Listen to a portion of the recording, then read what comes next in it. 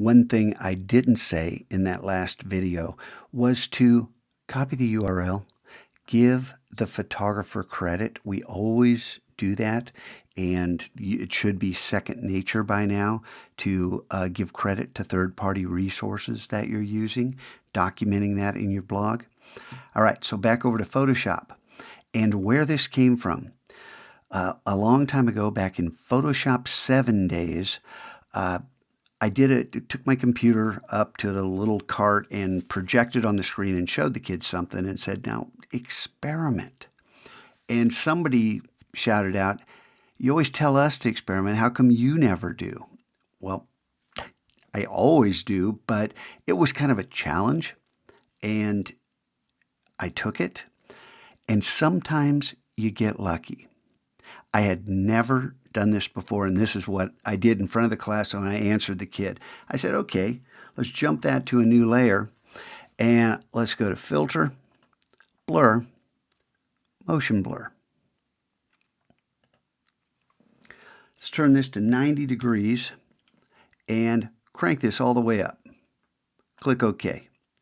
And then change the blending mode. And I don't know why I just went down to difference. I don't know if I'd ever use difference, but I said, change it to difference. And there you go. There's your experiment.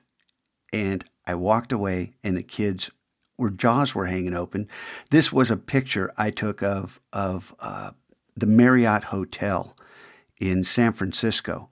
And it had a different sky and a different feel, but it was dramatic. And the effect was really cool. And everybody went, wow. And I walked away going, oh, I don't know how that worked, but thank you so much because that was really cool. All right, of course, we don't work this way because there's no way, because this isn't a smart object, there's no way for us to adjust that blur. We'd literally have to throw this layer away. And if I jump over here, Command 0, you see that this effect is different, Command 0, is different than this effect. See, there's quite a lot of difference. And now how did I achieve this different look?